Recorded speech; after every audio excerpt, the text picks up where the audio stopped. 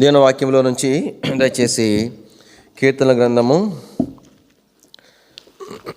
ప్రార్థన కొరకై మనం వెళ్ళక ముందుగా 133వ కీర్తన 3 వచనాలు ఉంటాయి. అందరం కలిసి చదువుకుందాం.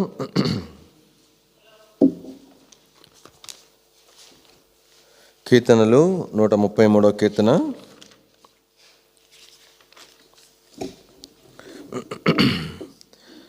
కీర్తనంతా కూడా అందరం కలిసి చదువుకుందాం. సహోదరులు ఐక్యత కలిగి నివసించుట ఎంత మేలు, ఎంత మనోహరము. అది తల మీద పోయబడి అహరోను గడ్డం మీదుగా దిగజారిన పరిమళ తైలం వలె నుండును. సియోను కొండల మీదకి దిగివచ్చు, హెర్మోను మంచు వలె నుండును. ఆశీర్వాదమును శాశ్వత జీవమును అచ్చట నుండవలెనని యెహోవా సెలవిచ్చి ఉన్నాడు. ప్రభు సహాయం కొరకే ప్రార్థన చేసుకుందాం.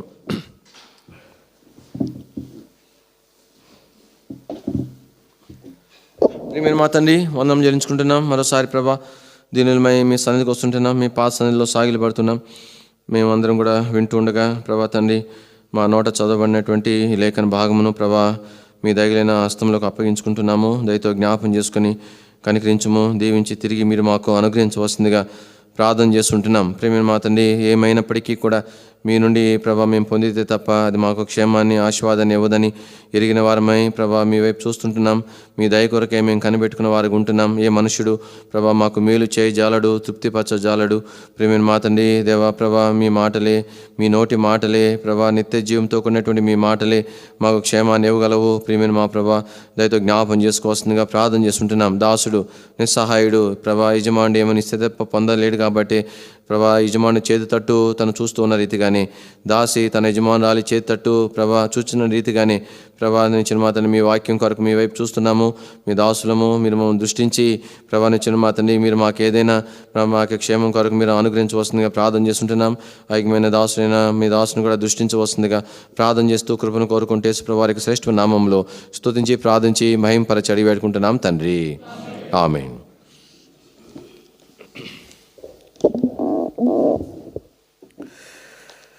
దేవుని యొక్క వాక్యంలో మనం ఈ 133వ కీర్తనలో సహోదరులు ఐక్యత అనేటువంటి విషయమై మనం కొంత జ్ఞాపం చేసుకుంటా వచ్చినాం. సహోదరులు ఐక్యత కలిగి నివసించటము ఎంత మేలు అంటే ఎంతో మేలు, ఎంతో మనోహరమైన సంగతిని కీర్తనకారుడు వివరిస్తూ వచ్చినాడు. కాబట్టి ఈ యొక్క ఐక్యత అనేటువంటిది, సహోదరులతో కలిగే ఐక్యత మనం ఏ జ్ఞాపం చేసుకుంటా వచ్చినాం, అసలు నా సహోదరుడు ఎట్లయినాడు అనే దగ్గర మనం జ్ఞాపం చేసుకున్నాం. కానీ ప్రభువైన యేసు క్రీస్తు వారిని బట్టి నేను ఆయన రక్తంలో కడగబడటం ద్వారా ఆయన రక్తంలో నావలే కడగబడినటువంటి సహోదరుడు సహోదరి నాకు సహోదరుడు సహోదరి అయినారు. కానీ మొదట ఐక్యత అనేటువంటిది నా సహోదరుల కంటే ముందుగా నా ప్రభువుతో నాకు ఏర్పడింది. అందుకని ఐక్యత విషయమే మనం జ్ఞాపం చేసుకున్నాం. దేవునితో మనకున్న ఐక్యత ఎలాంటిది? ఆయన తన మహిమను విడిచిపెట్టి ఈ లోకానికి వచ్చినాడు. రెండవదిగా ఆయన నీ యొక్క నాయక స్థానంలోనికి వచ్చినాడు, ఆయన స్థానాన్ని వదిలిపెట్టేసినాడు. రెండవది మనతో సమానమైన స్థానంలోనికి వచ్చినాడు. అది మాదిరే కాదు, ఆయనను తాను మనతో ఐక్యపరచుకోవడానికి, మనల్ని తనతో ఐక్యపరచుకోవడానికి తను ఇష్టపడతా వచ్చినాడు. కాబట్టి ఐక్యత యొక్క నియమము అదే. దేవునితోనైనా దేవుని ప్రజలతోనైనా ఐక్యత కొరకు మనం ఎవ్వరం ప్రార్థన చేయాల్సిన అవసరం లేదు. ఐక్యత కొరకు ఏదో వేరే వారి వైపు ఏలు చూపించాల్సిన అవసరం లేదు. ఐక్యత అంటే అర్థం ఏంటి? నేను నా సహోదరునితో కలిగి ఉండేటువంటిది ఐక్యత. కాబట్టి ఈ ఐక్యత కొరకు బాధ్యుడు ఎవరు? నా మటుకు నేనే బాధ్యుడను, నీ మటుకు నీవే బాధ్యుడవు. కానీ ఈ ఐక్యత ఎలా కలుగుతుంది? ఎలా కలుగుతుంది అంటే, కానీ నేనేమైతే నా స్థానం ఇది అని అనుకుంటున్నానో, ఒకవేళ నా సహోదరుడు దానితో నేను పోల్చి చూసినప్పుడు నాకంటే తక్కువ స్థానంగా ఆయన కనబడుతున్నాడు. అలాంటప్పుడు నేను ఐక్యత కొరకు ఏం చేయాలా? నా స్థానం అని నేనేం తలుస్తున్నానో దాన్ని నేను వదిలిపెట్టేసేయాలా, దాన్ని విడిచిపెట్టేసేయాలా. నేను ఎక్కడికి రావాలా? నా సహోదరుని యొక్క స్థానంలోనికి నేను రావాలా, తనతో నేను సమానుగా ఎంచుకోవాలా. హృదయపూర్వకముగా కేవలం ఏదో మాటలతో కూడిన డైలాగ్ కాదు, కానీ యథార్థంగా నా సహోదరునితో చెప్పాలా, నా సహోదరుడా కానీ నీవు నేను సమానమే, నేను నీ వంటి వాడనే, నిన్ను రక్షించట్లుగానే నేను ప్రభు నన్ను రక్షించినాడు. కాబట్టి నీ కొరకే ఏ రక్తం చిందించబడిందో నా కొరకు ఆ రక్తమే చిందించబడింది అని నేను నా సహోదరునితో నేను చెప్పాలా. అందుమాదిరే కాదు, నా సహోదరునితో నేను ఐక్యపడటానికి ఇష్టపడాలా. నా సహోదరుడు నా దగ్గరికి వచ్చినప్పుడు నాతో తనను ఐక్యపరచుకోవడానికి ఇష్టపడాలా. ఇదేది లేకుండా ఐక్యత అంటే అదేదో ఐక్యత అంటే అది వర్షం కాదు, పైనుండి పడితే దాంట్లో ఉండి తడిస్తే ముద్ద అయ్యేటువంటిది. ఈ ఐక్యత అనేటువంటిది ప్రభువైన యేసుక్రీస్తు వారు మన విషయంలో ఏ నియమాన్ని అయితే పాటించినాడో, కాబట్టి అదే నియమాన్ని నేను నా సహోదరుని ఐక్యత విషయంలో నేను చూపించవలసి ఉన్నది. అందుకని ఈ ఐక్యత విషయమై మనం కొంత జ్ఞాపం చేసుకున్నాం. ఈ ఐక్యత ఏమి ఐక్యత అంటే ఏదో పైన ఉండే ఐక్యత కాదు, ఇది నివసించుట కొరకైన ఐక్యత. అందుకని అంటే ఈ యొక్క దేవుని ప్రజలతో దేవునితో కూడా నేను కలిగి ఉండాల్సిన సంబంధం ఎలాంటిదంటే, కానీ ఎంతో అన్యోన్యతతో కూడినటువంటిది. ఇక్కడ ఎవరికి ప్రజలాడు చెప్పి వెళ్ళిపోవడం కాదు, నాకు ఇష్టమైన వారితో మాత్రమే నేను గడపడం కాదు, కానీ నేను నా ప్రభువుతో తర్వాత దేవుని ప్రజలతో కలిసి నివసించడం కొరకైనంత ఐక్యత నేను నా విషయం నేను కలిగి ఉండవలసిన వాడుగా ఉన్నాను. దాని కొరకై ఈ ఐక్యతను తను వివరించే సందర్భంలో రెండుతో తను కంపేర్ చేసి పోల్చి తను వివరిస్తూ వచ్చినాడు. మొట్టమొదటి పోలిక ఏమిటి? అహరోను తల మీద పోయి పడిన ఏంటంటే చెప్పండి, అది గడ్డం పరిమళ తైలము, పరిమళ తైలముతో ఐక్యతను పోల్చినాడు. కానీ ఈ ఐక్యత ఎలా కనబడిందంటే ఎంతో మేలుగా ఉంది, ఎంతో మనోహరంగా ఉంది. అలాంటిదే ఇంకోటి కనబడింది ఆయనకు. అదేంటంటే అహరోను తల మీద పోయబడినటువంటి పరిమళ తైలం, అభిషేక తైలము. అందుకని దాని గురించి మన జ్ఞాపం చేసుకుంటా వచ్చినాం. ఈ తైలం అనేటువంటిది ఏదో అహరోను మీద పోసినంత మాత్రాన అహరోను ప్రధాన యాజకుడు కాలే. కానీ అహరోనును దేవుడు ప్రధాన యాజకుడిగా తను ఏర్పాటు చేసుకున్నాడు. ఆ ఏర్పాటులో భాగముగా ఆ తైలము తన తల మీద పోయబడతా వచ్చింది. అంటే అందుకని జ్ఞాపం చేసుకుంటా వచ్చిన మొట్టమొదటిగా కానీ ఈ ఐక్యత ఎలాగొస్తుంది? నా సహోదరుని విషయంలో దేవుని యొక్క ఏర్పాటుని నేను ఎరగాలి. నన్ను ఏర్పాటు చేసుకున్నట్లుగానే నా ప్రభు నా సహోదరిని ఏర్పాటు చేసుకున్నాడు. కాబట్టి తను ఆ స్థానంలో ఉండటము దేవుని యొక్క ఏర్పాటు. ఆయన ఎందుకు ఆడుండాలా, నేను ఎందుకు ఏడుండాలనే ప్రశ్న ఉత్పన్నమైనప్పుడు నాకు వచ్చే జవాబు ఏంటంటే ఇది దేవుని ఏర్పాటు. కాబట్టి నాకు ఏమైనా తలాంత ఉండొచ్చు, ఏమైనా యోగ్యత ఉండొచ్చు, దేవుడు ఈ సమయంలో ఈ సందర్భంలో నన్ను ఇక్కడ ఉంచడం అనేది దేవుని ఏర్పాటు, నా సహోదరుని అక్కడ ఉంచి వాడుకోవటం అనేది దేవుని ఏర్పాటు. దాని కొరకే ఒక ఉదాహరణ కూడా మనం జ్ఞాపం చేసుకున్నాం. నేను మళ్ళా బోధంతా గుర్తు చేస్తుంటే ఇంకా పొడిగించడం అని కాదు, కానీ క్లుప్తంగానే ముగిస్తాను. కాబట్టి ఒక ఉదాహరణ జ్ఞాపం చేసుకున్నాం. ఏంటి ఒక ఉదాహరణ చెప్పండి, గుర్తుందా? దావీదు, వెరీ గుడ్. దావీదు తర్వాత యోనాతాను యొక్క సంబంధం. కానీ రాజు తర్వాత రాజు ఎవరు అవ్వాలా? రాజకుమారుడైనా యోనాతాన్ అవ్వాలా? అయితే ఎవరు రాజు ఎందుకు సౌలు చంపాలనుకున్నాడు? దేవుని ఆత్మ గొలిపినాడు. అవన్నీ పక్కన పెడదాం.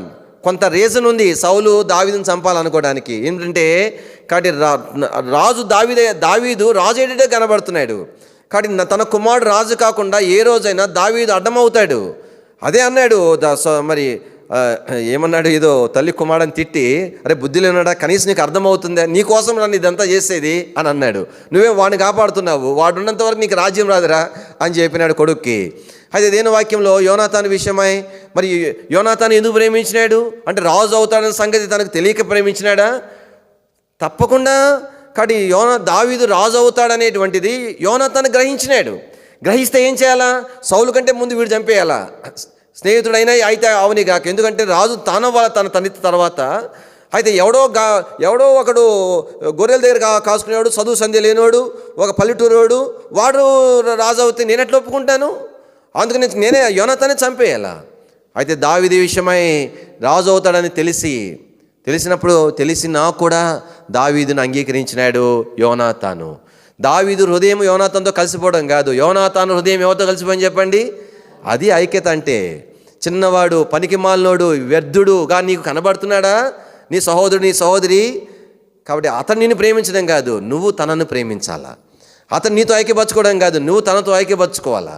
అందుకనే మనం జ్ఞాపం చేసుకుంటా వచ్చినాం. యోనాతాను చెప్పినాడు, అబ్బా ఎంత మంచి మాటలు అంటే అవి మళ్ళీ ఎన్నిసార్లు గుర్తు చేసుకున్నా కూడా మర్చిపోలేం. ఏమన్నాడు దావీదుతో? నువ్వు రాజు అవుతావు అన్నాడు. అంతటితో ఆపితే బాగానే ఉండు, ఒళ్ళు జలదరిస్తుంది ఆ తర్వాత మాట. మరి నువ్వేమవుతావు, నేను రాజు అయితే నువ్వేమవుతావు అంటే చెప్తున్నాడు, నేను నీకు ఏమవుతాను, సహకారిగా ఉంటాను, నీకు పిఏగా ఉంటానయ్యా, నువ్వు రాజు అవుతావు, నీకు అసిస్టెంట్గా ఉంటాను అంటున్నాడు. అరే ఎట్లా ఎట్లా ఎట్లా సాధ్యం అవుతుంది? ఎందుకు అంటే పిచ్చోడా అంటే ప్రేమ పిచ్చిదంటారు కదా, ప్రేమ గుడ్డిదంటారు కదా. గుడ్డితనం ఆ పిచ్చోళ్ళని పుట్టిన ఆలోచన కాదు. యోనాతాను ఆత్మీయమైన వాడు, దైవికమైన వాడు. తను ఎరిగినాడు, నేను రాజకుమారుని అయితే కావచ్చుగాక, రాజరికంలో భాగంగా నేనే రాజు అవ్వవలసి ఉంటే ఉండొచ్చుగాక, అయితే దేవుని ఏర్పాటు మాత్రం దావీదు విషయంలో ఉందని ఎరిగినాడు. ఎంత ఏర్పాడేదే మాత్రం నేనెట్ట ఒప్పుకుంటాను అనలే, దేవుని ఏర్పాటును అంగీకరించినాడు. ఈ ఐక్యత అనేటువంటిది మనకి ఏం జ్ఞాపం చేస్తుంది? ఈ యొక్క పరిమళ తైలం ఏం చూపిస్తుందంటే మరి అహరోను విషయమైన దేవుని ఏర్పాటును చూపిస్తూ ఉంది. ఎప్పుడైతే దేవుని పిల్లల యొక్క, దేవుని ప్రజల యొక్క వారి ఏర్పాటును నువ్వు నేను ఎరుగుతామో అప్పుడే ఐక్యపరచుకుంటాం, అట్టనే ఐక్యత వస్తుంది. అర్థమవుతుందా? తర్వాత జ్ఞాపం చేసుకుంటూ వచ్చినాం, ఆ యొక్క మరి ఆ తైలము ఎక్కడ పోయబడింది? తల మీద పోయబడింది. ఇక్కడ ఎక్కడ నుండి ప్రారంభం అవ్వాలా?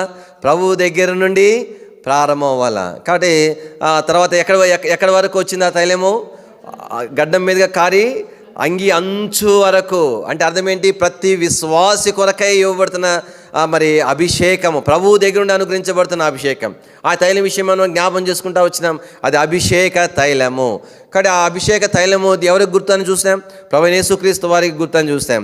అభిషేక తైలం కొరకైనటువంటి పదార్థములు మనం ధ్యానం చేసినాం. అవన్నీ కూడా యేసు ప్రభువుని చూచేగా ఉన్నాయి. వాడి ద్వారా కొంత పాఠాన్ని మనం నేర్చుకుంటూ వచ్చినాం. సరే, ఇప్పుడు మనం వర్తమానంలోనికి వస్తాం.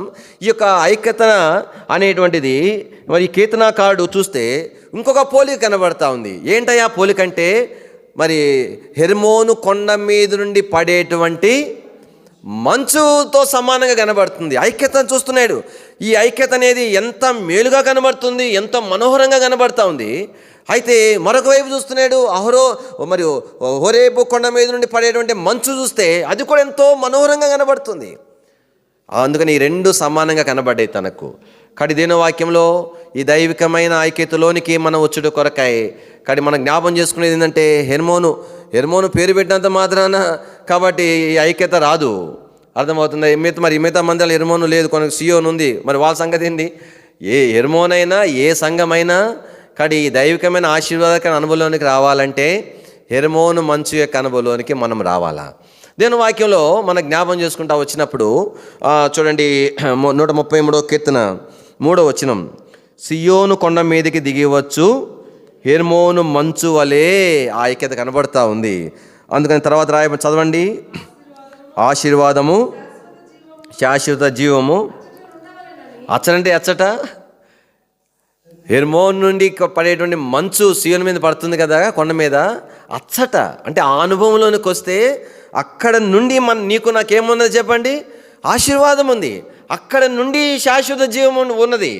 అది పోగొట్టుకుంటే ఆశీర్వాదం ఉండదు, శాశ్వత జీవం ఉండదు. కానీ నేను ఆశీర్వాదం పోగొట్టుకున్నాను, శాశ్వత జీవం పోగొట్టుకున్నట్టు ఎవరు కారణం చెప్పండి? సేవుడు కారణమా? బాధ్యులైన సహోదరులు కారణమా? ఆ సహోదరుడు, ఆ సహోదరి, ఆ పరిస్థితులు, ఈ పరిస్థితులు కారణమా? కానే కాదు. ఏం కారణం? నేను హెర్మోన్ యొక్క మంచు యొక్క ఆ అనుభవంలోనికి నేను రాకపోవడమే కారణం, అంతే. కాబట్టి అక్కడ నుండి వస్తుంది ఆశీర్వాదం, అక్కడ నుండి శాశ్వత జీవం వస్తుంది. కాబట్టి దేని వాక్యలో కొన్ని తలంపులు క్లుప్తంగా కొన్ని నిమిషాలు నేను జ్ఞాపం చేసి ముగించడానికి ప్రయత్నం చేస్తాను. కాబట్టి ఈ యొక్క హెర్మోను పర్వతం మీద పడేటువంటి మంచు ఎలాంటిదంటే, వాస్తవానికి ఇక్కడ కూడా నేను విన్నాను, అంటే ఒకరిద్దరు చెప్తే విన్నాను కాబట్టి నిజం అనుకుంటున్నాను. అంటే ఇప్పుడు వాతావరణం పరిస్థితులు మారినాయి కాబట్టి. కానీ పాత దినాల్లో వ్యాలీలో మంచు కుప్పలు పడేదంటే కదా, ఇట్లా కొద్దిసేపు బయట ఉంటే ఇదంతా కూడా చర్మం మీదంతా కూడా మంచు అట్లా కుప్పలు పడేదని చెప్పేవాళ్ళు అనమాట, చాలా సంవత్సరాల క్రితం. తర్వాత మారిందని చెప్పారు. మరి ఎంత నిజం మీకు తెలియాలి. సరే, మొత్తానికి ఎందుకని ఇక్కడ ఈ వ్యాలీలో పడుతుంది? ఇక్కడేమో స్వెటర్ వేసుకొని ట్రైన్ ఎక్కుతాను 11 గంటలకు, తెల్లవారుజాము మళ్ళీ మిట్ట మధ్యాహ్నంగా దిగేది వైజాగ్లో, తెల్లవారుజాము 3కి దిగిపోతే అక్కడ స్వెటర్ ఇప్పాల్సి వస్తుంది, చెమట పోస్తుంది. ఏమి వ్యత్యాసం ఏంటి? కానీ సముద్రం మట్టానికి ఈ వ్యాలీ అనేటువంటిది దాదాపుగా 3000 అడుగుల ఎత్తులో ఉన్నది కాబట్టి ఈ వాతావరణ పరిస్థితులు ఉన్నాయి.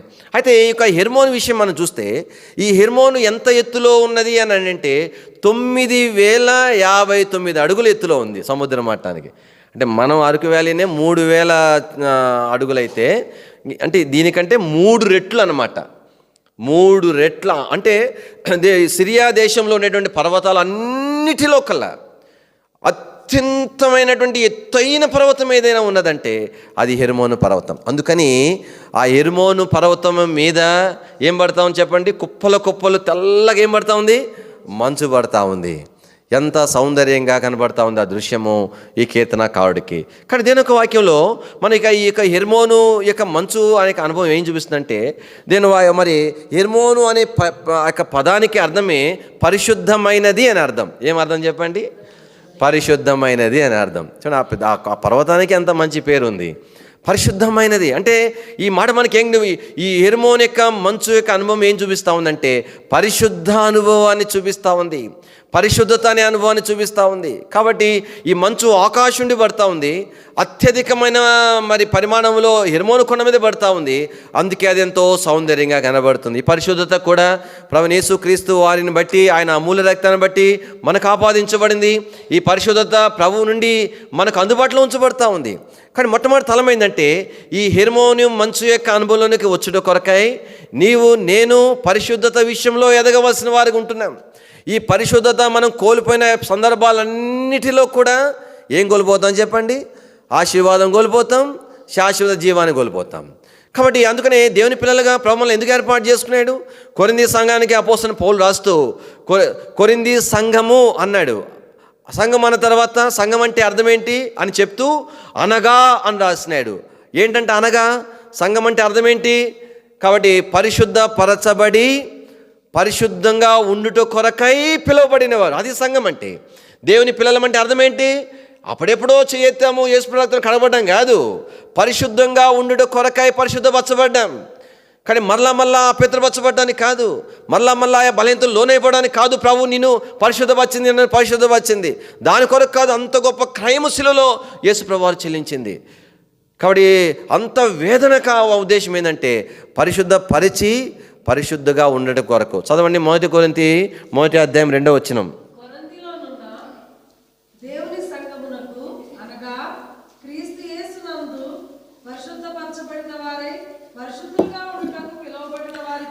కాబట్టి పరిశుద్ధపరచబడిన వారై పరిశుద్ధులుగా ఉండటం కోసం పిలవబడ్డాం. కాబట్టి జ్ఞాపం చేసుకోవాల్సినటువంటి మొదటి నియమం ఏమిటంటే, కాబట్టి పరిశుద్ధత విషయమై ఎంతో పట్టింపు కలిగిన వారు, ఎంతో రోషము కలిగి ఉండవలసిన వారికి ఉంటున్నాం. బైబిల్ గ్రంథంలో మనం చూస్తాం, భక్తుల జీవితాలు చూస్తే వారి యొక్క ఆత్మీయ స్థితికి మూలం ఏంటంటే పరిశుద్ధతే మనం చూడగలుగుతాం. ఉదాహరణకి యోసేపు విషయమై, యోసేపు పరిశుద్ధత విషయం ఎంత పట్టింపు గలవాడో మనకు తెలుసు కదా. తాను పరిశుద్ధంగా మాత్రమే కాదు, తన అన్నలంతా పరిశుద్ధంగా ఉండాలి ఎంతో కోరి వాళ్ళకి బోధించి అంత తంట తెచ్చుకున్నాడు. వాళ్ళతో ద్వేషించబడ్డాడు, అమ్మబడ్డాడు అని. ఎందుకు ఆ తంట అంత ఎందుకు? ఈయనకి గమ్ముగుంటే సరిపోద్ది కదా. వాళ్ళు చెడపనులు చేస్తున్నారు, అన్నీ మానుకోవాలా, వాళ్ళు పరిశుద్ధంగా ఉండాలి, అంత ఆశ అనమాట. ఈయన ఉండాలా, ఈయనలాగా అందరూ ఉండాలని ఆయన ఆశ. తర్వాత దేని వాక్యంలో ఆ పరిశుద్ధత మరి ప్రాక్టికల్గా యొక్క పోతీఫర్ గృహంలో మరి ప్రభు రుజువు చేసినాడు ఎంత పరిశుద్ధమైన వాడు. కాబట్టి దేని వాక్యంలో మనం చూస్తాం, అంత పరిశుద్ధత కలిగి ఉన్న దాన్ని బట్టే, పరిశుద్ధతను బట్టి ఎవరితో మనకు ఐక్యత ఉంటుంది చెప్పండి? మొదట ప్రభువుతో ఐక్యత ఉంటుంది. పరిశుద్ధత లేకపోతే ఎవరితో ఐక్యత చెడిపోతుంది? దేవునితో ఐక్యత చెడిపోద్ది. దేవునితో ఐక్యత చెడిపోతే ఎవరితో ఐక్యత చెడిపోద్ది? దేవుని ప్రజలతో ఐక్యత కూడా చెడిపోతుంది. అర్థమవుతుందా? కాబట్టి మొదట ఐక్యత కానీ యోసేపు యొక్క జీవితాన్ని చూస్తే యోసేపు ఎంతగా దేవునితో తను ఐక్యపరుచుకున్నాడు, ఎంతగా పరిశుద్ధంగా ఉన్నాడు.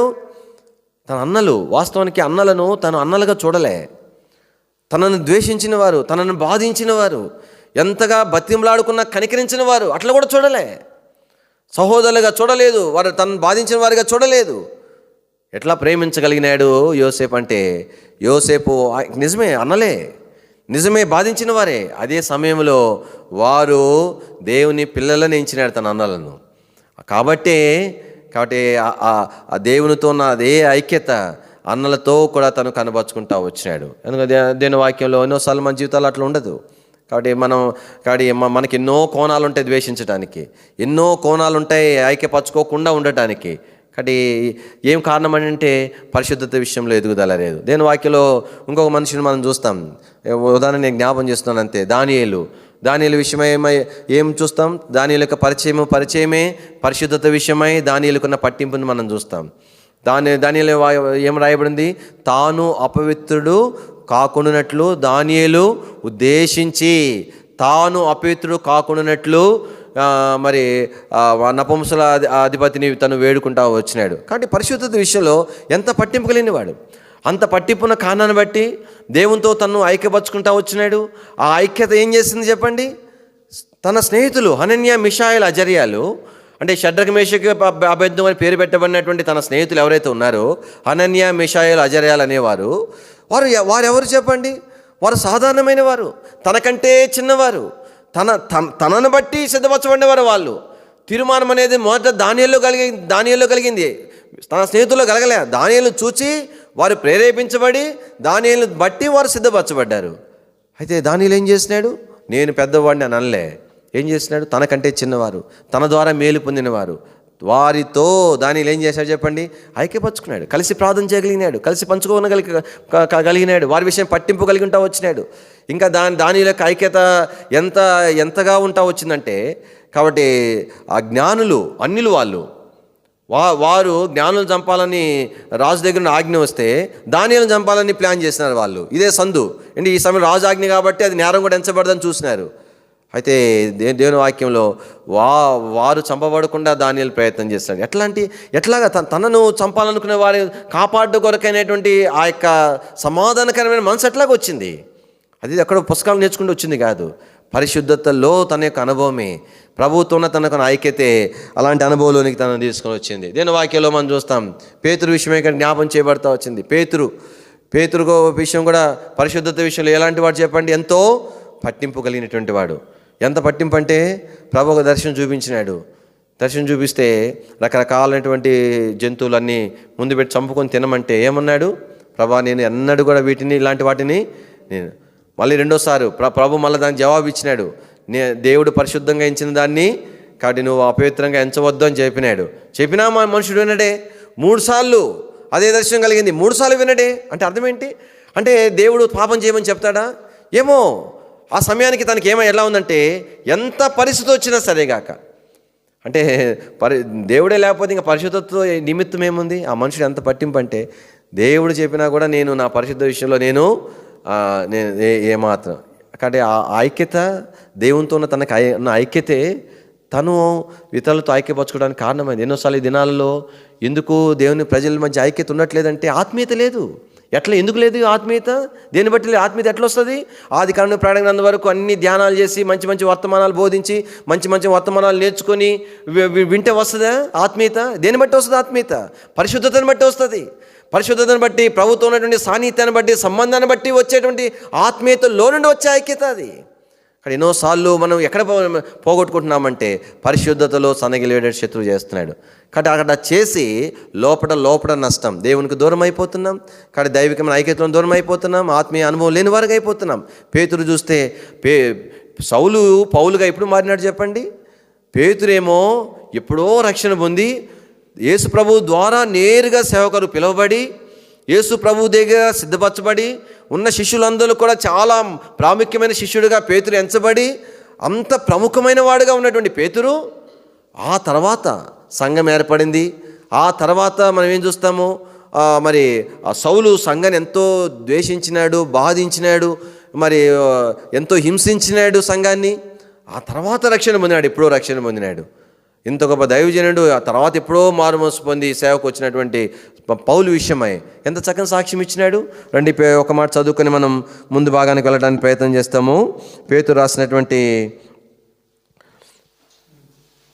పత్రిక 2 పేతురు 15వ వచనం చదవండి. 3వ అధ్యాయం 15వ వచనం.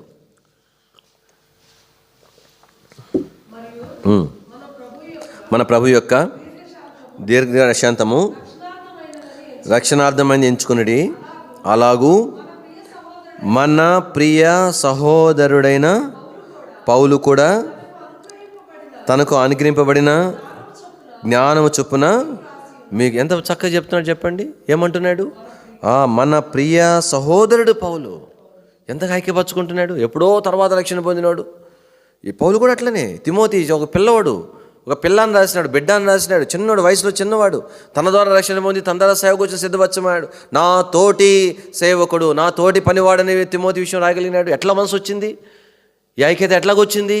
పరిశుద్ధతలో నుంచి. దేవుని ప్రజలంగా జ్ఞాపం చేసుకోవాలా. కాబట్టి చివరి దినాలలో ఈ యొక్క మరి హెర్మోను మంచు ఏమి చూపిస్తూ ఉందంటే పరిశుద్ధతను మనకు జ్ఞాపకం చేస్తూ ఉంది. ఇంకా 16వ వచనంలో రాసినాడు, వీటిని గూర్చి తన పత్రికలన్నిటిలో బోధించుచున్నాడు. అయితే సంగతులు గ్రహించుటకు కష్టమైనవి, వీటిని విద్యావిహీనులు, ఆస్తులైన వారు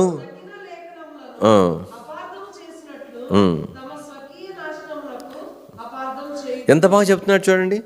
కానీ ఎంతగా గౌరవంగా చెప్తున్నాడు, ఎంత ఘనపరిచి చెప్తున్నాడు. దేని వాక్యంలో మొట్టమొదటి అనుభవం మనం ఏం చూస్తూ ఉన్నా అంటే ఈ యొక్క హెర్మోను అనుభవం ఏం చూపిస్తుందంటే పరిశుద్ధతను చూపిస్తూ ఉంది. రెండవదిగా దేని వాక్యంలో దయచేసి కీర్తనలు 89వ కీర్తన 12వ వచనం. ఉత్తర దక్షిణములను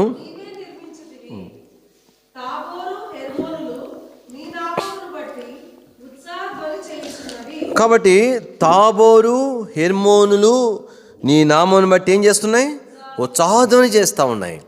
కాబట్టి ఇక్కడ దేనవాక్యం చూస్తే తాబోరు అనేటువంటిది మరి ఇదేమో 9000 అడుగుల చిల్లరైతే ఈ తాబోరు అనేది ఒక 1800 అడుగుల ఎత్తులో ఉండేటువంటి ఒక పర్వతం. ఇది ఎలాంటి పర్వతం అంటే ఇది తాబోర్ అంటే ఎత్తైన అని అర్థం. అంటే ఎత్తైన అంటే మరి హెర్మోన్తో పోల్చుకుంటే చాలా తక్కువదే. అది 1800 అడుగుల ఎత్తులో ఉంటుంది. అయితే ఈ పర్వతం అనేది చాలా ప్రత్యేకంగా కనబడుతుంది, ఏ పక్కన చూసినా కనబడుతుంది. అది ఒక రాతి పర్వతం. కానీ తాబోరు అనే మాటకు రాతి గని అని పేరు, ఎత్తైన అనే 2 పేర్లు ఉన్నాయి. కానీ ఎందుకు ఆ పేరు వచ్చిందంటే అది అంతా కూడా రౌండ్గా గుండులాగా రాయిలాగా ఉండేటువంటి పర్వతం. కానీ ఏ పక్క నుండి చూసినా హెర్మోనుతో పర్వతంతో పాటు ఈ పర్వతం కూడా కనబడుతూ ఉంటుంది. అది దేని వాక్యం మనం ఏం చూస్తున్నామంటే తాబోరు మరి ఎంతో ఎత్తైన పర్వతంగా ప్రత్యేకంగా కనబడుతూ ఉంది. అది సంతోషపడాలంటే, అది అతిశయపడాలంటే చెప్పుకోవచ్చు, హెర్మోను కంటే నేను చిన్నగా ఉన్నా, హెర్మోను ఎవరు చూసినా కూడా నేను కూడా కనబడాల్సిందే, ఏ పక్క నుండి చూసినా నేను కనబడాల్సిందే అని తను చెప్పుకోవచ్చు, సంతోషపడవచ్చు. కారణం ఉంది. ఇంకా మళ్ళీ హెర్మోను పర్వతం దగ్గరికి వచ్చేసరికి హెర్మోన్ చెప్పొచ్చు, ఏమని చెప్పొచ్చు? నువ్వే అంత ఆశపడితే, అంత సంతోషపడితే, కానీ నేను నీకంటే ఎంత ఎత్తైన దానను, నేను ఎంత సౌందర్యమైన దానను, ఎంత మంచు నా మీద పడతా ఉంది. తను ఎంతో అతిశయించవచ్చు. అతిశయించటానికి, సంతోషపడటానికి ఎన్నో కారణాలు ఉన్నాయి. అయితే దేవుని వాక్యంలో చూస్తాం, ఈ తాబోరు హెర్మోనులు ఏం చేస్తున్నాయి అంటే చెప్పండి, నీ నామమును బట్టి ఉత్సాహధ్వని చేయుచున్నాయి. కాబట్టి వాటికి ఎంతో ఉత్సాహం ఉందంట, ధ్వని చేస్తున్నాయి. దేని వాక్యంలో మనము చూసాము, యెషయా గ్రంథంలో 55వ అధ్యాయంలో అనుకుంటాను, పర్వతములు మరి ఆ చెట్లన్నీ కూడా ఏం చేస్తున్నాయంట? సంగీత నాదము చేస్తూ ఉన్నాయి, సంగీతం పాటలు పాడుతున్నాయి, మంచి సంగీతం, ధ్వని, ఉత్సాహధ్వని అంటే సంతోషంలో కలిగేస్తుంది ఆ ధ్వని. ఎందుకు సంతోషపడుతున్నారమ్మా అని అడిగితే ఆ పర్వతాలు అంటే, కాబట్టి వాడికి సంతోషపడటానికి వాటిలో ఎన్నో ఉన్నా కూడా అవి దేన్ని బట్టి సంతోషపడుతున్నాయంటే చెప్పండి, ఆ దేవుని యొక్క నామమును బట్టి. మరి ఆ నామమును బట్టి వారికి రక్షణ లేదు, ఆ నామమును బట్టి వాడికి పరలోకమేం లేదు, వాడికి ఏం వాగ్దానాలు లేవు. అయినా కూడా ఆయన నామాన్ని బట్టి ఏం చేస్తున్నాయి? అవి సంతోషపడతా ఉన్నాయి, ఉత్సాహధ్వని చేస్తూ ఉన్నాయి. ఈ దినాలలో దేవుని ప్రజలంగా ఇక్కడ ఎందుకు నేను ఆశీర్వాదం పొందలేకపోతున్నాం? శాశ్వతమైన యేసు ప్రభు యొక్క జీవాన్ని ఎందుకు మనం పోగొట్టుకుంటున్నాం? కారణం ఏమిటి? కనుక అది పొందాలంటే ఏం చేయాలా? హెర్మోను అనుభవం ఏం చూపిస్తూ ఉంది? మనము ప్రభు నందు ఏం చేయాలి చెప్పండి? ఆనందించేటువంటి వారుగా మనం ఉండాలి. కాబట్టి ఆయన యందు ఆనందించాల. దేవుడు యెహోవా యందు ఆనందించడం వలన మనం ఏం పొందుతాం చెప్పండి? బలం పొందుతాం. నెహెమ్యా గ్రంథం 8వ అధ్యాయం 10వ వచనం. నెహెమ్యా 8:10.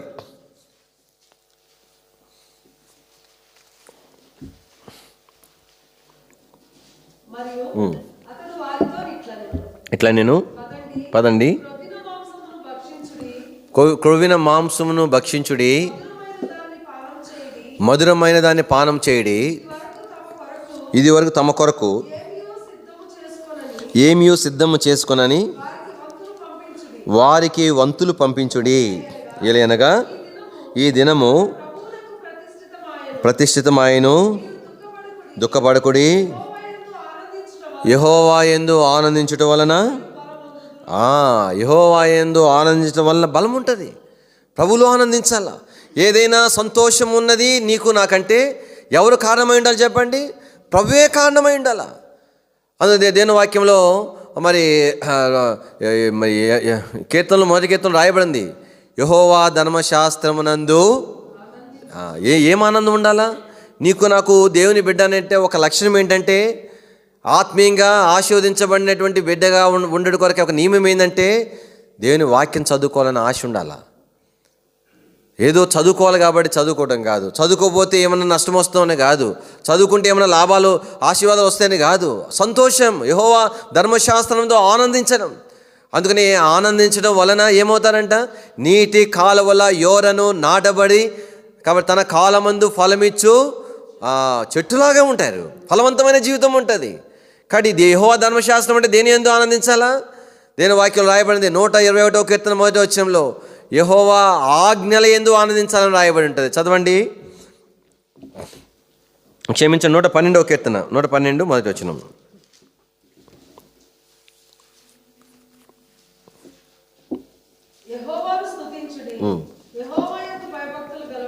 గలవాడు ఆయన ఆజ్ఞను బట్టి అధికంగా ఆనందించేవాడు ధన్యుడు. దేవుని ఆజ్ఞను బట్టి, ప్రభు నన్ను ఇది ఇట్లా చేయొద్దన్నాడు, అబ్బా నాకు అదే సంతోషం, అలా చేయకుండా ఉండటమే సంతోషం. దేవుడు దీన్ని ఇలా చేయమన్నాడు, ఎంత కష్టమైనా పర్వాలా, అలాగే చేయటమే నా సంతోషం, నా ప్రభు ఆజ్ఞ ఇది. మొదటి అధ్యాయం 11వ వచనం నెహెమ్యా గ్రంథంలో ఏం రాయబడి ఉంటుంది? దేవుని వాక్యంలో చూడండి, నెహెమ్యా 1:11, భయభక్తులతో దేవుని మనం గణపరచటం ముందు ఆనందించాలంట.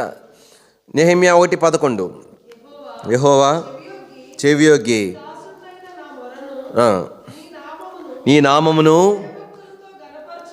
నీ నామమును భయభక్తులతో ఘనపరచుట యందు ఆనందించు నీ దాసులు.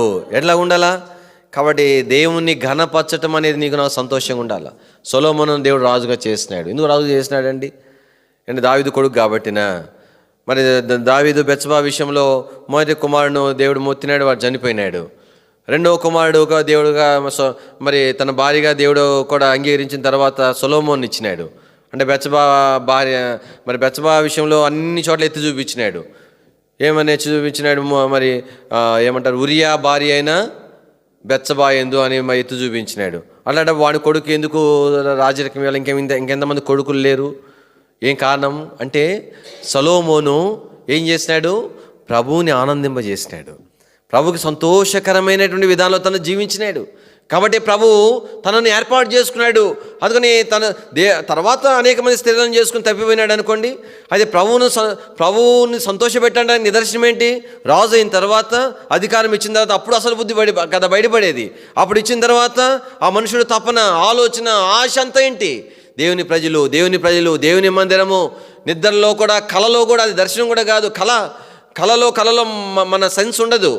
ఆ కలలో కూడా అదే తాపత్రయం. దేవుడు కలలో కనబడి నీకేం కావాలంటే, ప్రభా నాకేం వద్దని చెప్పినాడు. అరే ఏం వద్దని ఎవడైనా అంటాడా? కాబట్టి దేవుడే వరం ఇస్తానంటే, నాకు ఒకటే, నీ ప్రజల క్షేమం కొరకు నాకు పలాంది కావాలా, నీ మందిరం కొరకై నిర్మించడం కొరకైనా ఆలోచన కావాలా. ఎంత శ్రేష్టమైనటువంటిది! దేనిని బట్టి సొలొమోను దేవుడు తన యందు ఆనందపడినాడు కాబట్టి ఆ స్థానంలో తీసుకొచ్చినాడు. దేని వాక్యం మొదటి రాజుల గ్రంథం 10వ అధ్యాయము 9వ వచనం. మొదటి రాజులు 10:9, నీ యందు ఆనందించి. కాబట్టి ఇశ్రాయేలు మీద రాజుగా ఎందుకు నియమించాడంట? సొలొమోను యందు దేవుడు ఏం చేసినాడు? ఆనందించినాడు. జ్ఞాపకం పెట్టుకోవాలా. కాబట్టి దేవుడు నీకు నాకు సంతోషమయ్యే కారణమైనప్పుడు, దేవుని నేను సంతోషపెట్టినప్పుడు, అప్పుడు ఆయనకు ఏముంటుంది చెప్పండి? మన విషయమే, ఆయన విషయం మనం సంతోషపెడితే, ఆయన సంతోషపెడితే, అప్పుడు మన విషయమే ఆయనకేం కలుగుతుంది? సంతోషం కలుగుతుంది. అప్పుడు వస్తే ఆశీర్వాదం, అప్పుడు వస్తుంది శాశ్వత జీవం. ద్వితీయోపదేశకాండం 30వ అధ్యాయం ద్వితీయోపదేశకాండం 30వ అధ్యాయము దయచేసి 10వ వచనం.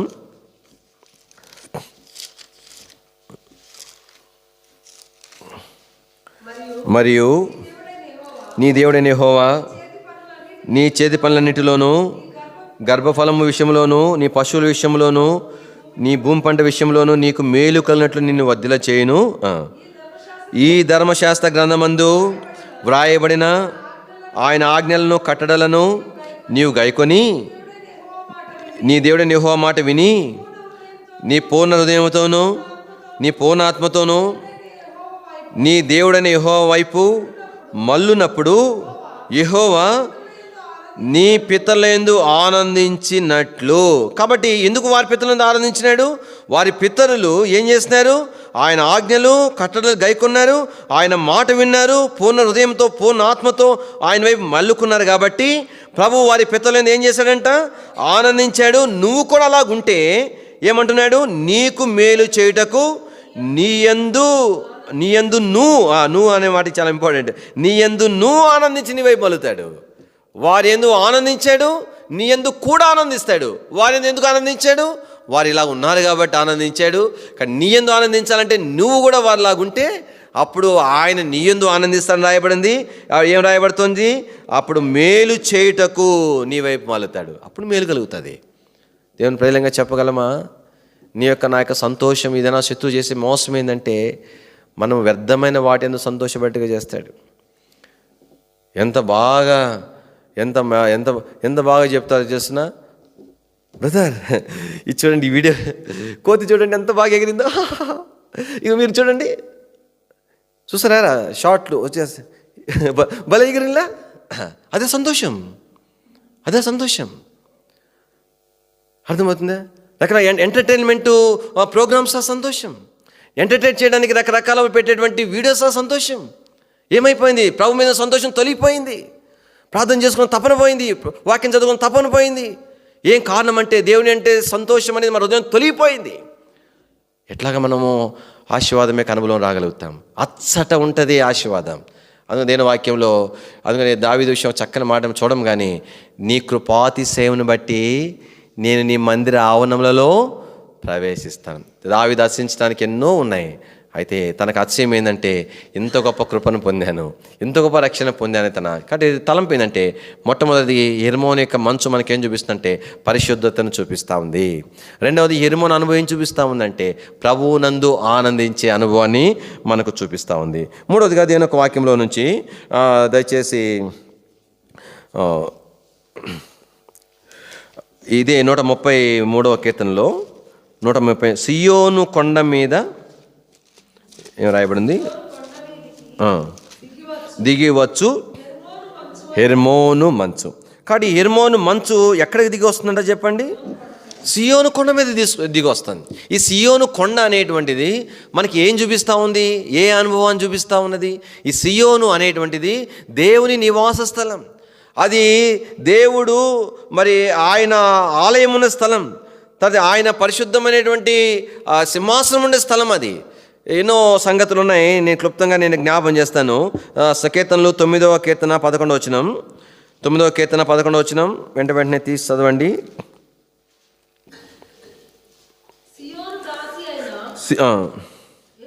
సియోను వాసి అయిన కాబట్టి అంటే సియోను అనుభవం ఏంటంటే సియోనులో దేవుడు ఏం చేస్తున్నాడు? ఆయన నివాసం చేస్తూ ఉంటున్నాడు. అందుకని దేని వాక్యం 132వ కీర్తన 13వ వచనం, 132:13 యెహోవా సియోనును ఏర్పరచుకుని ఉన్నాడు. ఎందుకోసం ఏర్పాటు చేసుకున్నాడంట? తనకు నివాస స్థలముగా ఏర్పాటు చేసుకున్నాడు. సియోన్ అంటే దేవాతి దేవుడు తానే తను నివసించడు కొరకు ఏర్పాటు చేసుకుని ఆయన నివసించే స్థలం. అందుకని సియోనులో నుండి యెహోవా ఏం చేస్తాడు? నిన్ను ఆశీర్వదిస్తాడు. కానీ సియోను యొక్క అనుభవం మనకేం చూపిస్తుందంటే దేవుని మందిరాన్ని చూపిస్తూ ఉంది. అందుకని దేని వాక్యం ఏం రాయబడుతూ ఉంది? షాలేములో ఆయన నివాసం ఉన్నది, సియోనులో ఆయన యొక్క ఆలయం, షాలేములో ఆయన గుడారం ఉన్నది, సియోనులో ఆయన ఆలయం ఉన్నది. కాబట్టి సియోను అనుభవం ఏం చూపిస్తుందంటే ఆయన నివసించే స్థలం, ఆయన ఆలయాన్ని చూపిస్తూ ఉంది. అదే 76వ వచనంలో ఆ మాట మనము చూస్తాం. కాబట్టి సియోను అనుభవం ఏం చూపిస్తుందంటే దేవుని మందిరానికి సాదృశ్యంగా ఉంది. కాబట్టి ఈ దినాలలో ఈ ఆశీర్వాదము, శాశ్వత జీవం మనం పొందాలంటే కాబట్టి హెర్మోన్ యొక్క అనుభవం ఏం చూపిస్తూ ఉంది? సియోను అనుభవం చూపిస్తూ ఉంది. వాస్తవానికి అంటే హెర్మోనుకు ఉన్నటువంటి మరొక పేరే సియోను. అండ్ ఇంకో మాట చెప్పాలంటే హెర్మోనుకు దగ్గరలో ఉండేటువంటి ఒక పర్వత శ్రేణి అది. ఇప్పుడు నేను సమయం సరిపోదు కానీ దేని వాక్యంలో మీరు తర్వాత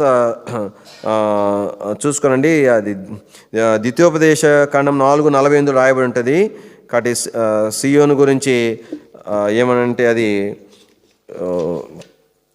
అంటే సియోను అనబడిన హెర్మోన్ అనే మాట అక్కడ రాయబడి ఉంటుంది. సరే మెట్టుకు దేవుని వాక్యంలో నేను జ్ఞాపం చేసే మాట ఏంటంటే ఇక్కడ ఈ యొక్క సియోను అనుభవం ఏం చూపిస్తుందంటే దేవుని మందిరానికి సాదృశ్యం. ఇక్కడ ఈ దినాలలో ఇక్కడ మనకు ఆశీర్వాదం ఉండాలంటే ఏముండాలా? దేవుని మందిర విషయమైన మక్కువ ఉండాలా. చిన్న 2 వచనాలు చూపిస్తాను.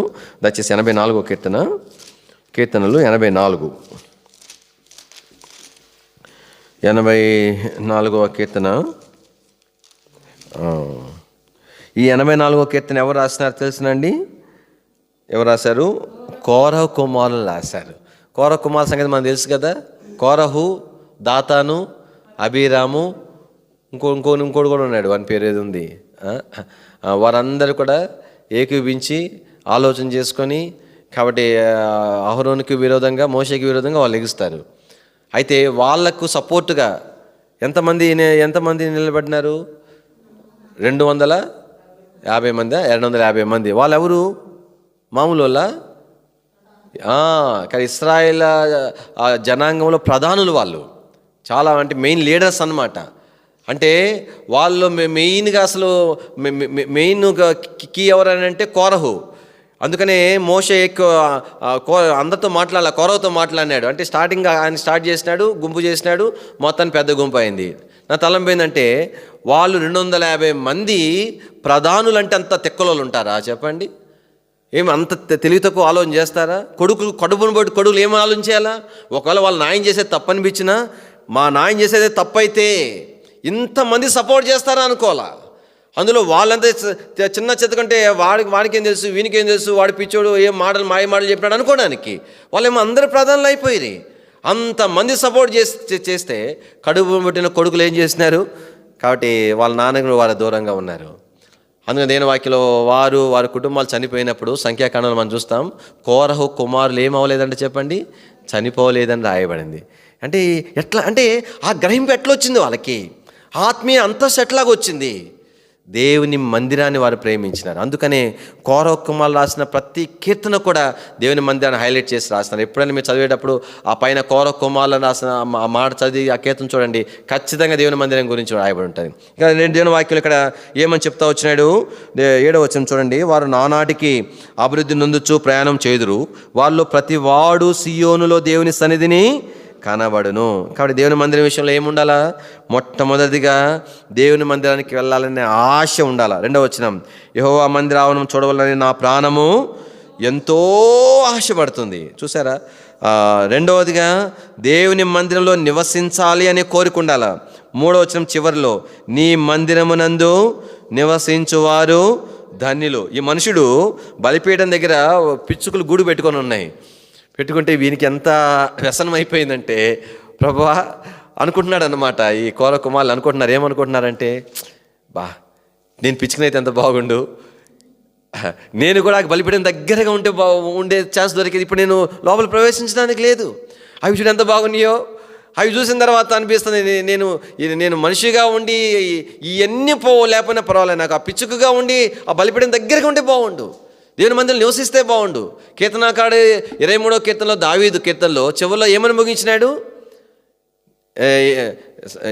చిరకాలము యెహోవా మందిరంలో నేను నివాసము చేయ గోరుచున్నాను అని అన్నాడు. కాబట్టి తలంపు ఏంటంటే మొట్టమొదటిగా మనకు ఆశ ఉండాలి దేవుని మందిరం విషయమై.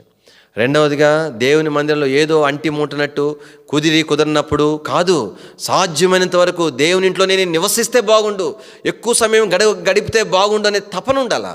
దేవుని వాక్యంలో జ్ఞాపం చేయబడతా వచ్చింది 3వ వచనం, నీ వలన బలమునందు మనుషులు ధన్యులు. కాబట్టి ఎట్లాగ వారు బలం పొందుతారు? 7వ వచనంలో వారు నానాటికి. కానీ దేవుని మందిరము విషయంలో మొట్టమొదటిగా ఆశ, దేవుని మందిరంలో నివసించే కోరిక, దేవుని మందిరము ద్వారా కలిగేటువంటి ఆత్మీయమైన బలం. అందుకని రాయబడింది, వారిలో ప్రతివాడు సీయోనులో కనబడతాడు. కాబట్టి దేవుని ప్రజలంగా జ్ఞాపం చేసుకోవాలా. ఈ యొక్క హెర్మోను అనుభవం మనకి ఏం చూపిస్తూ ఉందంటే, కాబట్టి దేవుని యొక్క మందిరాన్ని ప్రేమించే అనుభవాన్ని చూపిస్తూ ఉంది. చివరిగా నేను ఇంకొక మాట నేను జ్ఞాపం చేసి ముగిస్తాను. దేవుని వాక్యంలో నుంచి దయచేసి ఈ హెర్మోను యొక్క అనుభవం మనకు దయచేసి చూడండి. పరమగీతం గ్రంథము దయచేసి 4వ అధ్యాయము 8వ వచనం చదవండి. ప్రాణేశ్వరి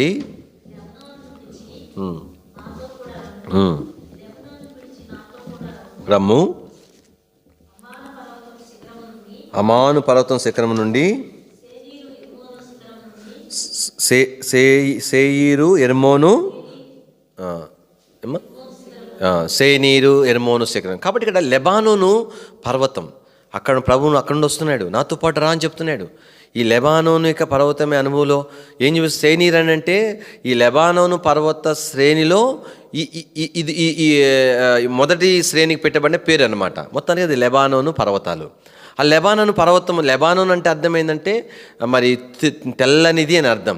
ఎందుకు తెల్లనిది అంటే ఆ లెబానోను పర్వతాలు కూడా ఈ యొక్క హెర్మోను పర్వతాలు దగ్గరగా ఉండే కాబట్టి ఆ వాతావరణం బట్టి మంచుతో కప్పబడి ఉంటాయి తెల్లగా, అందుకు వాటికి లెబానోను పేరు వచ్చింది. కానీ ఈ లెబానోను అనుభవం మనకి ఏం చూపిస్తుంది? ఆత్మీయమైన ఎదుగుదలకు గుర్తుగా ఉంది. దేవుని వాక్యంలో 92వ కీర్తన 12వ వచనం,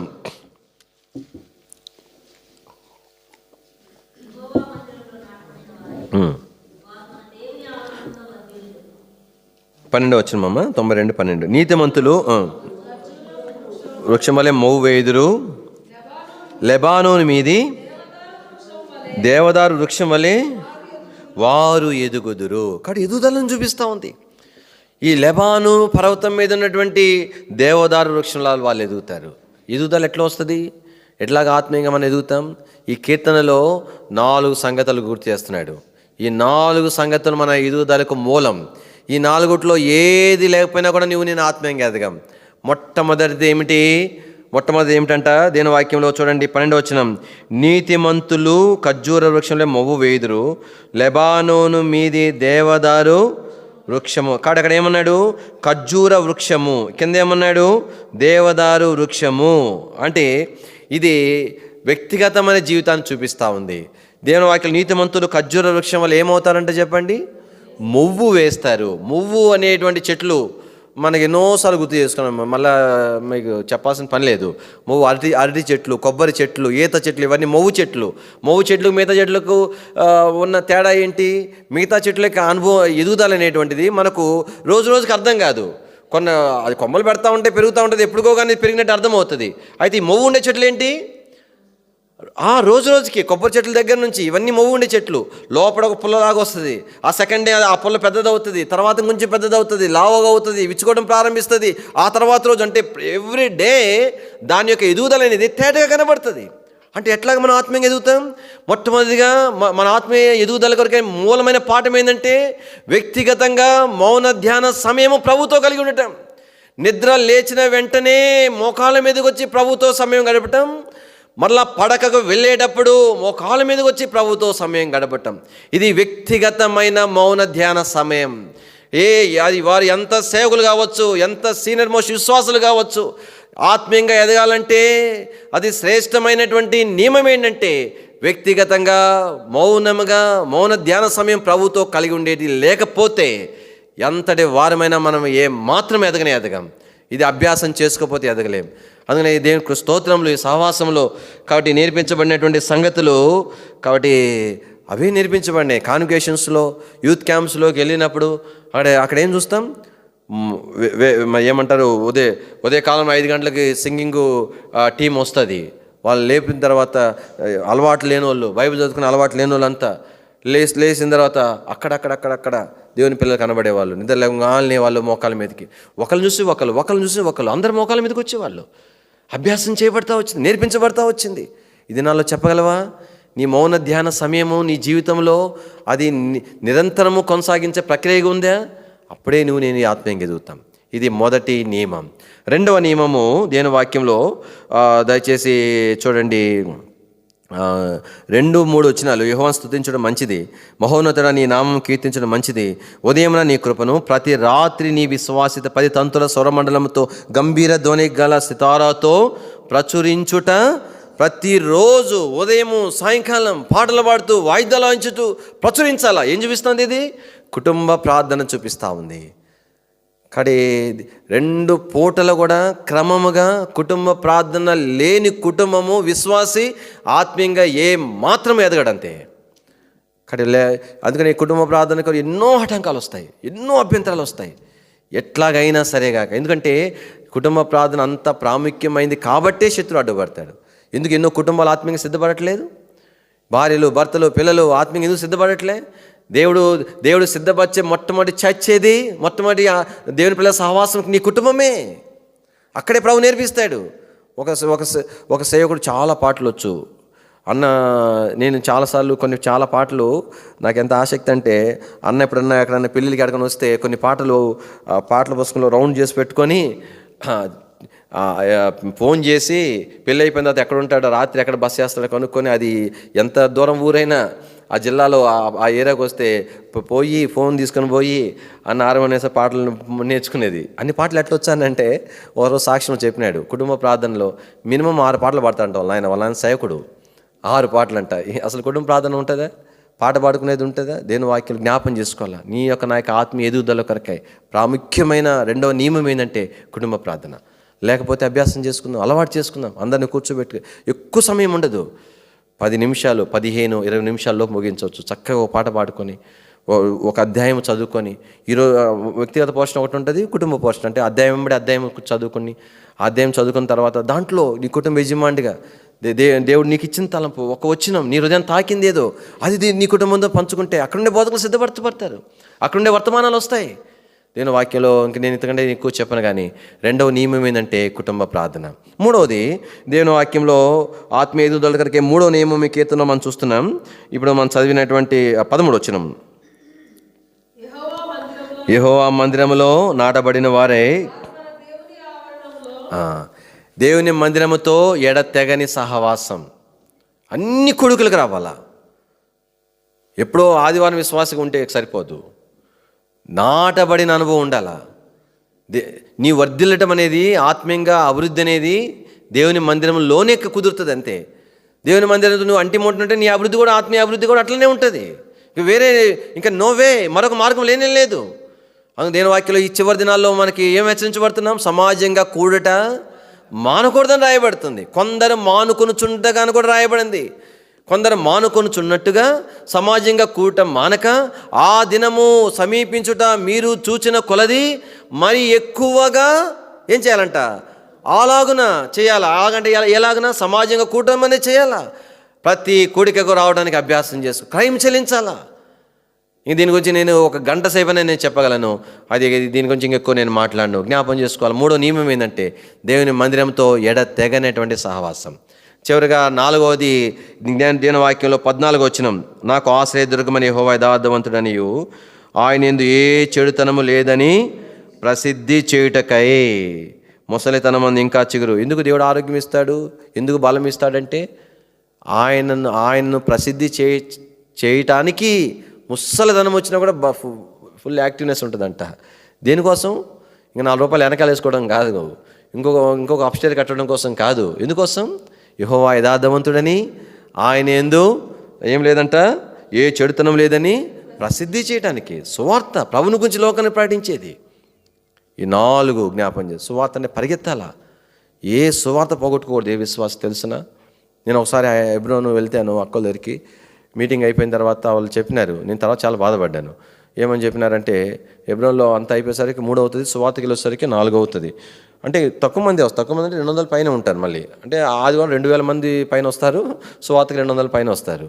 అయితే వాళ్ళు ఏం చేసినారంటే, ప్రసాద్ ఇంట్లో అన్నీ చేసి పెట్టాం, నువ్వు భోజనం నేను వెనకాల వస్తావు అంటే ఇంకేదో షాపింగ్ చేసుకుని వస్తారేమో అనుకున్నాను.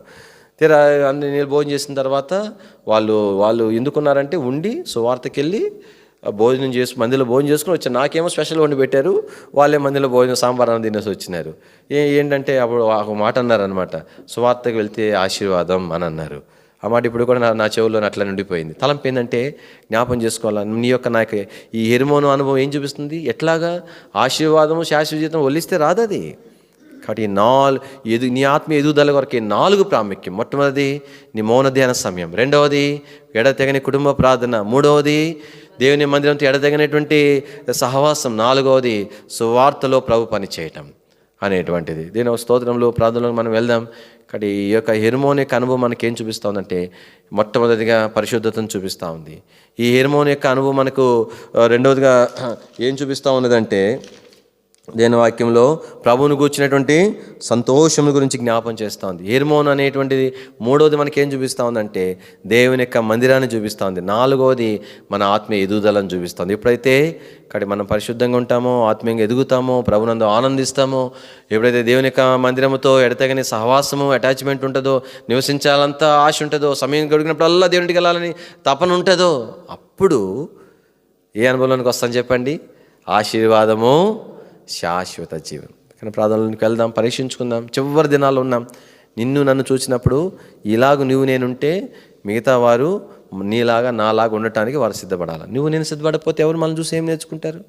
కానీ ఇది దేవుని యొక్క అనుభవం. ఇందుకోసము దేవుడు మనల్ని, కానీ ఇది ఎందుకు ఉండదు? సరైనటువంటి ఐక్యత, ప్రభు పరిశుద్ధత లేదు. ఈ మిగతా విషయాలన్నీ కోల్పోతున్నాం. దేవునితో ఐక్యత కోల్పోతున్నాం. దేవుని ప్రజలతో సరైనటువంటి ఐక్యత సహవాసం ఉండదు. ఎలాగైనా మనకు ఆశీర్వాదం ఉంటుంది? ప్రభు చివరి దినాల్లో మనల్ని కనికరించి తిరిగి సమకూర్చునుగాక. ఒక పాట పాడుకుందామండి. ప్రార్థనలోకి వెళ్ళకముందు నిలబడి పాడుకుందాం. 574 పాట. రండి, పాత పుస్తకాల్లో 563. ఓ ప్రభువావు జీవము నిమ్ము, ఓ ప్రభువావు జీవము నిమ్ము, విరిగిన మనసుతో నే వేడెదను, విరిగిన మనసుతో నే వేడెదను. ఓ ప్రభువావు జీవము నిమ్ము, ఓ ప్రభువావు జీవము నిమ్ము, కోల్పోయితిని మొదటి ప్రేమను, చల్లారిపోయే నీ ప్రేమ నాలో, కోల్పోయితిని మొదటి ప్రేమను, చల్లారిపోయే నీ ప్రేమ నాలో, నాలో నిలుపుము నీదు ప్రేమ, నాలో నిలుపుము నీదు ప్రేమ. ఓ ప్రభువావు జీవము నిమ్ము, ఓ ప్రభువావు జీవము నిమ్ము, శత్రుని యూరిలో చిక్కియున్నాను, నాదు బంధకమును తెంపుము నీవు, శత్రుని ఊరిలో చిక్కియున్నాను, నాదు బంధకమును తెంపుము నీవు, ఆనందము నిమ్ము మరలా నాకు, ఆనందము నిమ్ము మరలా నాకు.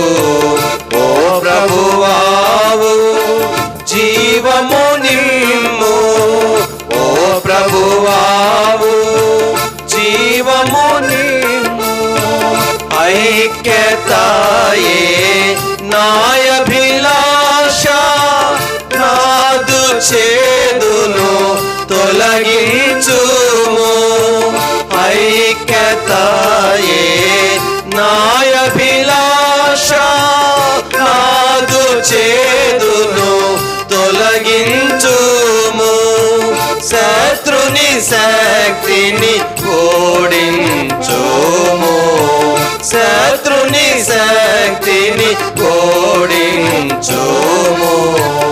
ఓ ప్రభువావు జీవము నిమ్ము, ఓ ప్రభువా